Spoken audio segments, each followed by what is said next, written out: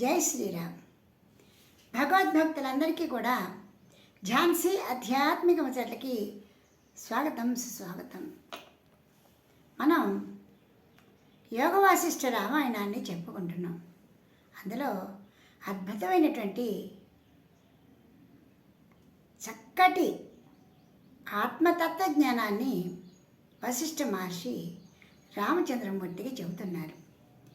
ఇది నేను పదే పదే చెప్తున్నాను. వశిష్ఠ మహర్షి రామచంద్రమూర్తికి చెప్పడం కాదు, అందరికీ కూడా మనం చిన్నప్పటి నుంచి నేర్చుకుని యుక్త వయస్సు వచ్చేంత వరకు ఎలా ఉండాలి అనేటువంటిది దీంట్లో ముఖ్యంగా మనకి కనిపిస్తూ ఉంటుంది. అందుకు కారణము ఈ రామచంద్రమూర్తి ఈ జ్ఞానతత్వాన్ని తెలుసుకునేటప్పటికీ ఆయన వయసు కేవలము 15 సంవత్సరాల చిన్న బాలకుమారుడు. నూనూగు మీసాలు కూడా రానటువంటి చిన్న పిల్లవాడు. ఆ పిల్లవాడి మనసులో కలిగినటువంటి అలజడికి కారణము నీ మనసులో ఉన్నటువంటి నీవు చూసినటువంటి దృశ్యాలే, అంతకంటే ఏమీ కాదు. అవన్నీ కూడా నీవు అనవసరంగా నీ మీద ఆపాదించుకుని నీవు బాధపడుతున్నావు అంటూ వశిష్ఠ మహర్షి పిల్లవాడికి చాలా చక్కగా చెప్పారు. మనం కూడా అనేక రకాలైన పరిస్థితులను చూస్తూ ఉంటే మనం కొద్దిగా బలహీనమైతే మనందరం కూడా అలాగే ఉండిపోతామా, మనం అలాగే అయిపోతామా అనేటువంటి ఆలోచన వస్తూ ఉంటుంది. అలా కాకుండా ఏ విధంగా జీవితాన్ని గడపాలి అనేటువంటిది ఆయన చక్కగా ఇక్కడ ఆ దేవదేవునికి చెప్తూ మనందరికీ కూడా ఆ విధంగా ఉండాలి అని చెప్తున్నారు. ఇప్పుడు కిందటి సంచికలో మనం అంటే 10-15 రోజులు అయిందండి. నేను కొంచెం ఊరు వెళ్ళటం వల్ల మీకు వెంటనే చెప్పలేకపోయాను. చాలా పెద్ద పుస్తకం మోసుకుని ఎక్కడికి వెళ్ళి చెప్పలేనమాట. అందుకోసం కొంచెం గ్యాప్ వచ్చింది. దామవ్యాళ కఠోపాఖ్యాల గురించి తెలుసుకున్నాం. ఏ పాపమో అంటకుండా అప్పటికప్పుడు రాక్షసుడు అయినటువంటి శంబరాసుని యొక్క మాయా కల్పితంతో సృష్టింపబడ్డ రాక్షసులు ఎలాంటి ప్రలోభాలకు లొంగకుండా ఉన్నప్పటికీ కూడా పరిస్థితులు ఏ విధంగా వాళ్ళని మోహపెట్టాయో, వాళ్ళు ఏ విధంగా దేవతల చేతుల్లో పరాజితులయ్యారో మనం తెలుసుకున్నాం. తర్వాత భీమభాషల గురించి కూడా, భీమభాష దృఢ అనేటువంటి రాక్షసులను కూడా మళ్ళీ సృష్టిస్తే వాళ్ళు ఏ విధంగా దేవతలు వాళ్ళు కూడా ఏ విధమైన సమన్వయంతో సర్దుకుపోయారో, ఎవరు ఓడలేదు, ఎవరు గెలవలేదు, ఆ విధంగా ఏ విధంగా ఉన్నారో కూడా మనం తెలుసుకున్నాం. అయితే సమస్తానికి కూడా మన మనస్సే కారణము అని ఆయన చాలా స్పష్టంగా చెబుతూ ఇప్పుడు మనకి దాసూరోపాఖ్యానం గురించి చెబుతా అని చెప్పారు. ముందుగా ఆ దేవదేవుని ప్రార్థన చేసుకుందాం. జై విఘ్నేశ్వర. జై భజే విశేష సుందరం సమస్త పాప ఖండనం స్వభక్త చిత్తరంజనం సదైవ రామమద్వయం జటాకలాపశోభితం సమస్త పాపనాశకం స్వభక్త ప్రీతి భంజనం భజేహ రామమద్వయం. మన కోసమని మానవావతారం ఎత్తి అన్ని విధాలైనటువంటి ఇక్కట్లు పడుతూ బయటికి సంసారం నుంచి బయటకు వస్తూ తేలుతూ ఒక మార్గాన్ని ఉపదేశించినటువంటి ఆ పరమపురుషుణ్ణి, ఆ పురుషోత్తముని ధ్యానం చేసుకుంటూ మనం దాసూరోపాఖ్యానంలోకి అడుగు పెడదాం. శ్రీరామ. ఏతు పారంగత బుద్ధే ఇంద్రియైన వశీకృతా తయేనాం జాగతి మాయాం పశ్యంతి కరబిల్వవత్. బుద్ధిని కూడా దాటిన వారు, ఇంద్రియాలకి వశము కానివారు అయినటువంటి మహనీయులు ఈ జగన్మాయను అరచేతి ఎందలి మారేడు పండు వలె ప్రత్యక్షం చేసుకుంటున్నారు అని ఈ శ్లోకం యొక్క అర్థము. ఎవరు బుద్ధిని కూడా దాటి ఉండాలట అంటే వాళ్ళ పూర్ణంగా వాళ్ళ దృష్టి అంతా కూడా భగవంతునిపై లగ్నం చేసేటువంటి వారు. ఎలాంటి ప్రమేయము కూడా మేము మాలో లేదు, సమస్తానికి నీవే కారణమని విశ్వసించేటువంటి వారు. ఇంద్రియాలకి వశము కానిటువంటి వారు ఎటువంటి పరిస్థితులు వచ్చినప్పటికీ కూడా బాగా అర్థం చేసుకోండి. ఎటువంటి పరిస్థితులు అంటే పక్క వాళ్ళకి ఎదురు వాళ్ళకి చూసి వాళ్ళకి కాదు, నీకు నీ స్వయంగా వచ్చినప్పటికీ కూడా, నీ రక్త సంబంధికులకు వచ్చినా కూడా నీకు అంత అనిపించదు. నీ వరకు వచ్చినట్టు పరిస్థితులు భయంకరమైన, చెప్పడానికి సహించడానికి అలవి కాని పరిస్థితులు నీ మీదకి వచ్చినప్పటికీ కూడా నీవు అలాంటి వాటికి నీ మనసు లొంగకుండా కామ క్రోధ లోభ మోహ మద మాత్సర్యాలనేటువంటి అరిషడ్ వర్గాలకి లొంగకుండా ఎప్పుడైతే నీవు నిర్మల చిత్తుడవై నిరామయుడవై ఉండగలుగుతావో అప్పుడు ఆ భగవంతుని యొక్క కృప నీ అరచేతిలోని మారేడు పండులా ఉంటుంది అని ఈ పద్యంలో ఆయన చెబుతున్నారు. అంటే చూసిన ప్రతిదానికి కూడా ఆ ప్రలోభాలకి మనం లొంగిపోతూ ఉంటే ఉపయోగం లేదు, అసలు అది వ్యక్తిత్వమే కాదు అని ఆయన చక్కగా చెబుతాం. నిజానికి రామ ప్రాపంచిక విషయాలలో చిక్కుకున్నవారు ఎవరైతే క్రియా విశేష బహుళ భోగైశ్వర్యాతాశయా నాపేక్షంతే యదా సత్యం న పశ్యంతి శఠాస్తదా. ఈ సంసార జంజాటంలో పడి కొట్టుమిట్టాడుతున్నటువంటి వారికి అసలు భగవంతుని గురించిన ఆలోచన కానీ జరుగుతున్న పరిణామాల గురించి కానీ ఇవన్నీ కూడా పూర్వజన్మ కర్మానుసారం జరుగుతున్నాయి. సమస్తానికి కారణం పరమేశ్వరుడు కాబట్టి మనము దేవదేవునిపై దృష్టిని పడితే ఇవన్నీ ఏమి మన అంటవు అనేటువంటి ఆలోచన కూడా వాళ్ళకి రాదు. అది రాక వాళ్ళకి వాళ్ళే బంధాలు వేసుకుంటున్నారు. ఆ బంధాలలో పడి అయ్యో ఎవరో నాకు బంధాలు వేశారు, నేను చిక్కుకుపోయాను అని బాధపడుతున్నారు. అంతేగాని దీనికి ఎవరూ కారణం కాదు నాయన అని చెబుతూనే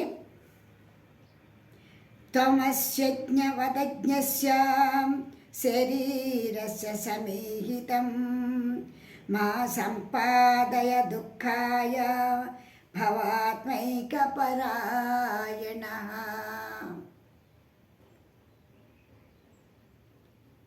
నీవు గొప్ప విద్వాంసుడివి, జ్ఞానివి, సకల విద్యా పారంగతుడివి, అందుకు మించి గొప్ప రాజువి, భవిష్యత్తులో మహారాజువు కావాల్సినటువంటి వాడివి, ఉత్తమోత్తమైనటువంటి వంశంలో జన్మించినటువంటి వాడివి.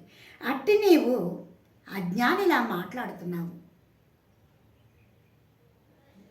నీలో పూర్వ సంపద ఏది? నీవు అజ్ఞానిలాగా, పామరుడిలాగా, అతి సామాన్యుడిలాగా ఈ శరీరానికి పట్టినటువంటి బాధల్ని ఆలోచించుకుంటూ చాలా బాధపడుతున్నావు. వాటి నుంచి బయటికి రా. అది నీకు శోభాయమానమైనటువంటి విషయం కాదు. కేవలము నువ్వు ఆత్మపరాయణుడుక. ఏది సత్యము, ఏది శాశ్వతము, ఏది ఎలా సంభవిస్తుంది, ఏది ఎలా పోతుంది అనేటువంటి జ్ఞానాన్ని నీవు పొంది ప్రశాంతంగా ఉండు. ఈ విషయంలో నీకు దాసూరుడు ఆయన యొక్క కథ చెప్తాను విను. ఈ దాసూరాపాఖ్యాన్ని వింటే నీకు చాలా వరకు మనసు ప్రశాంతత వస్తుంది. ఎవరి దాసూరుడు, ఆయన యొక్క కథ ఏంటో మనం తెలుసుకుందాం. ఈ భూప్రపంచంలో ఫల వృక్షాదులతోటి చక్కటి సస్యశ్యామలంగా ఛాయాభరితంగా ఉన్నటువంటి ధన సమృద్ధి, నీటి సమృద్ధి ఉన్నటువంటి మగధ అనేటువంటి ఒక ప్రదేశం ఉంది. ఆ ప్రదేశంలో ఒకానొక పర్వతం పైన ఒక మహా ఋషి నివసిస్తూ ఉన్నాడు. ఇలా వశిష్ఠ మహర్షి చెబుతూ ఉంటే రామచంద్రమూర్తి ఎంతో శ్రద్ధగా వింటున్నాడండి. ఎందుకంటే మహా వ్యక్తి చెప్తున్నారు అనుభవంతో. సమస్త బాధల్ని తొలగించేటువంటి, సమస్త మానసిక బాధల్ని, మనసులోని వికల్పాలన్నింటినీ కూడా తొలగించేటువంటి అపురూపమైనటువంటి కథలని వినిపిస్తున్నారు. కాబట్టి ఆయన అంతకంటే మహదానందంగా వింటున్నారు వాటిని. అలాంటి పరమధార్మికుడైనటువంటి మహాతపస్వి ఆ పర్వతం పైన నివసిస్తూ ఉన్నాడు. ఆ మహాముని యొక్క పేరే దాసూరుడు. ఈ దాసూరుని యొక్క తండ్రే శరలోముడు. శరలోముని యొక్క పుత్రుడు ఈయన. శరలోముడు కూడా గొప్ప తపస్వి. సాక్షాత్తు బృహస్పతిలాగా ఆయన తేజస్సు వెలుగుపోతూ ఉండేది. ఆయన ఏకైక కుమారుడు కచుడు ఏ విధంగా ఉన్నాడో ఆయనకి దాసూరుడు ఆ విధంగా ఉండేవాడు. తండ్రి కొడుకులు బృహస్పతి కచుల వలె చాలా అన్యోన్యంగా జ్ఞానాన్ని నేర్చుకుంటూ కచుడు తండ్రి దగ్గర చాలా చక్కగా ఉండేవాడు. ఇలా చాలా కాలం గడిచిపోయింది. వారు మహానుభావులు. నిత్యం వాళ్ళ జీవితం అంతా కూడా తపస్సు ధ్యానాదులతోటే గడిపేవారు. అక్కడ ఉన్నటువంటి కందమూల ఫలాన్ని తింటూ చక్కటి ఆ ఏటి నీళ్లు తాగుతూ చల్లటి గాలి పీలుస్తూ జన్మ సార్థకత కోసమని ఆ భగవంతుని ధ్యానం చేసుకుంటూ ఉండేవారు. వారి బిడ్డలైనటువంటి వాడి పిల్లలు వీళ్ళకి శుశ్రూషలు చేస్తూ ఉండేవారు. వారు కూడా ధ్యానం చేసుకుంటూ కూర్చుంటూ. ఈ దాసయుడి గురించి ఏం చెప్తున్నారో విందాం. కొన్నాళ్ళు గడిచిపోయింది. ఎంతటి మహానుభావులైనా కూడా ఎప్పుడో అప్పుడు పుట్టిన తర్వాత మరణించక తప్పదు. ఆ విధంగానే శరలోముడు గతించిపోయాడు. దాసుడు ఒంటరి వాడైపోయాడు. ఏం చేయాలో తోచలేదు. చాలా ఎంత జ్ఞానవంతులైనప్పటికీ కూడా ఒక్కసారిగా ఒంటరితనం ఆవహించేప్పటికీ ఇంకా సమస్తము సర్వము పోయింది. ప్రపంచంలో అంతే కదండి. ఎవరు వాళ్ళు ప్రతి వాళ్ళు కూడా ఒంటరి వాళ్ళమే అనుకుంటాం, కానీ అందరూ ఉన్నారని మనకు తోడు నీడ అన్న మనిషి లేకపోతే ఇంత పెద్ద సృష్టిలో మనం ఒంటరి వాళ్ళగానే ఉంటాం. ఎప్పుడైతే తండ్రి వెళ్ళిపోయాడో ఆయన చాలా బాధపడుతూ ఉన్నాడు. సమస్తము శూన్యంగా ఉంది. ఆయన యొక్క రోదనని ఆ వనదేవతలు చూడలేకపోయారండి. ఇప్పుడు వాళ్ళకి ఏంటంటే, మనం ఈ సమాజంలో ఉన్నాం కాబట్టి మనం బాధపడుతుంటే ఇరుగు పొరుగు వాళ్ళు, ఆయన వాళ్ళ బంధువులు ఎవరో వాళ్ళు వచ్చి ఓదార్చి, స్నేహితులు ఓదార్చి, అలా కాదనైనా మనసు దిటవు చేసుకో, నీ పని నువ్వు చేసుకో, ఇది ఎవరికైనా తప్పదు, వాళ్ళకి ఒకటి రేపు రెండు మనస్తాపంతో ఇలా కుంగిపోకూడదు, నీ పనులు నువ్వు చేసుకో, కాలం గడుస్తున్న కొద్దీ కాలమే గాయాన్ని మార్పిస్తుంది అంటూ అనునయంగా చెబుతూ ఉంటారు. మనం కూడా నింపాదిగా మన పనుల్లో మనం వెళ్ళిపోతూ ఉంటాం. మరి అక్కడ ఎవరున్నారు చెప్పేందుకు? వనదేవతలు వచ్చి ఆ పిల్లవాడిని ఓదారుస్తూ చెబుతున్నారు. ఆ దాసుడికి వనదేవతలు చెప్తున్నారు. ఆ వనదేవతలు ఏమన్నారు చూడండి. ఓ ఋషిపుత్ర, నీవు మహాప్రజ్ఞావంతుడివి. ఇంతవరకు మీ తండ్రి గారి వద్దకు వచ్చి ఎంతో జ్ఞానవంతమైనటువంటి ఆత్మతత్వ జ్ఞానాన్ని నేర్చుకున్నావు. ఆయన ద్వారా అనేక రకాలైనటువంటి బోధనలు పొందావు. మరి అన్నీ విని ఎందుకయ్యా అలా దుఃఖపడుతున్నావు? అసలు నీ దుఃఖానికి కారణం ఉందా? ఈ ప్రపంచం చంచలమైనటువంటిది అని నీకు తెలుసు కదా, అది ఎలా మర్చిపోయావు? ఎలా బాధపడుతున్నావో తెలుసా? రోజులు గడుస్తున్నా కూడా నీవు ఆ దుఃఖాల నుంచి బయటికి రావటం లేదేమిటి? ఇది నీకు సమంజసమేనా అంటూ ఆ దేవతలు ఆ మునికుమారుణ్ణి బతిమాలుతున్నారండి. సర్వదైవే దృశీ సాధో సంసారో సంస్కృతిశ్చలా జాయతే జీర్ణ్యతే పశ్చాత్ వశ్యం చ వినశ్యతి. అసలు నీ చూస్తున్నటువంటి ఈ సృష్టి అంతా కూడా వెళ్ళిపోవడం కోసం వచ్చినదే కదా. ఆ విషయం నీకు కూడా తెలుసు కదా. ఇదంతా చంచలమైంది, నశించిపోయేటువంటిది. నీ కళ్ళెదురకుండా కూడా అనేకం అలా నశించిపోవటం కూడా చూసావు. అయినా కూడా ఇవన్నీ శాశ్వతంగా లేవా అని, లేవేమిటా అని నీవు ఆలోచిస్తూ బాధపడుతున్నావేమిటి? నిజము తెలిసిన నీ మనసుకి నిజాన్ని ఎందుకు చెప్పలేకపోతున్నావు? ఎందుకు మనసుని ఓదార్చుకోలేకపోతున్నావయ్యా? ఎంత బాగా చెబుతున్నారో చూడండి అమ్మ వాళ్ళు. యత్కించిన దృశ్యదృశి బ్రహ్మాదికమిదం మునే గంతవ్యసేన సర్వేణ వినాశో నాత్ర సంశయ. సంశయమే లేదు. పుట్టిన ప్రతిదీ గిట్టవలసినదే. పుట్టుగా చావు లేనిది ఎవరికి? కేవలము పరమాత్మకి. ఆయన తప్ప సమస్తము ఈవేళ కాతే రేపైనా నశించిపోవలసినదే. బ్రహ్మదేవుడి దగ్గర నుంచి అందరూ కూడా ఎప్పుడో ఒకప్పుడు మళ్ళీ సృష్టిలో లయమైపోవలసినదే.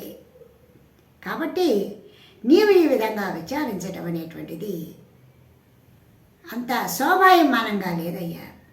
తెలిసి నీవు బాధపడుతున్నావు. తెలియని వారికి చెప్పవచ్చు. తెలిసి తెలియని మిడిమిడి జ్ఞానంతో ఉన్నవారికి కూడా సమర్థించి చెప్పవచ్చేమో. పూర్ణంగా తెలిసిన నిన్ను నీవు ఎందుకు నిభాయించుకోలేకపోతున్నావు? నిన్ను నీవు ఎందుకు ఓదార్చుకోలేకపోతున్నావు?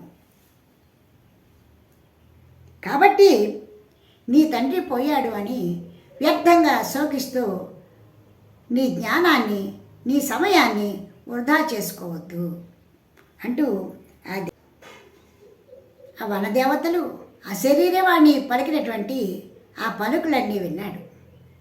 ఆ పలుకులన్నీ విన్న తర్వాత ఆయన మనసు కొంచెం ఓదార్పు పొందింది. అప్పుడు ఆయన ప్రశాంతంగా ఆలోచిస్తూ తిరిగి నేను ధ్యానంలోకి వెళ్ళిపోవాలి, తపస్సు చేసుకోవాలి అని అనుకున్నారు. అయితే ఆయన ఎక్కడ తపస్సు చేశాడో తెలుసా? ఎంతగానో ఆలోచించాడు. అయితే యోగ వాసిష్ఠ రత్నాకరణలో కంటే కూడా వశిష్ఠ గీతలో చాలా బాగా రాశారండి. దురదృష్టవశాత్తు నేను వశిష్ఠ గీత అనే పుస్తకాన్ని పోగొట్టుకున్నాను. అది నా ప్రారంభ కర్మ. యోగ వాసిష్ఠ రత్నాకరణలో అంత క్లియర్గా లేకపోయినప్పటికీ కూడా నేను చదివినది కాబట్టి చెప్తున్నాను. ఆయన ఈ భూమి మీద ఎక్కడ కూర్చుని తపస్సు చేసినా కూడా నాకు నా తపస్సుకి, నా ధ్యానానికి ఏదో ఒక విధంగా భంగం కలుగుతుంది. కాబట్టి ఎలాంటి ఆటంకము వాటిల్లకుండా ఉండాలి అంటే ఎక్కడ తపస్సు చేసుకోవాలి? ఈ భూమి మీద, ఈ పర్వతం మీద వద్దు అని అనుకున్నాడు ఆయన. అనుకుని ఆయన ఆలోచించి ఒక మహావృక్షం యొక్క చిట్టారు కొమ్మకి వెళ్ళిపోయి ఆ చిట్టారు కొమ్మ మీద ఉన్నటువంటి చిన్న ఆకు మీద ఆయన తన రూపాన్ని అలా మార్చుకొని అక్కడ కూర్చుని ఆయన తపస్సు చేసుకుంటున్నాడు. ఇది సాధ్యమా అంటే వాళ్ళకి సాధ్యమే. వాళ్ళ తపస్సుతోటి వాళ్ళ శరీరాన్ని ఎలా అయినా మార్చుకుంటారు వాళ్ళు. అందుకే కదా మనం కూడా వింటూ ఉంటాం, గాలిలో తేలిపోతున్న వాళ్ళు, అలాగే నీళ్ళు పైన భూమికి ఎత్తెత్తుగా నిలబెడుతున్న వాళ్ళని చూపిస్తూ ఉంటాడు. ఎందుకంటే వాళ్ళ శరీరాన్ని వాళ్ళు అంత తేలిగ్గా మార్చుకుంటారు. మనకైతే తెలియదు అనుకోండి, పుస్తకాలు చూస్తూ ఉంటాం, వింటూ ఉంటాం. అన్నీ మనం చేయగైతే మనం కూడా అలాగే లేచిపోతాం పైకి. మనకి ఈ వాహనాల బాధ లేదు. ఎక్కడ కాదు అక్కడ అనుకుంటా వీరాంజనేయులాగా ఎగురుకుంటూ వెళ్ళిపోతుండే ఒకటి మించి ఒకటి మీదకి కోతుల్లాగా. కాబట్టి మనకి లేకపోయినా పూర్వకాలం వాళ్ళకి ఆ శక్తి ఉండేది.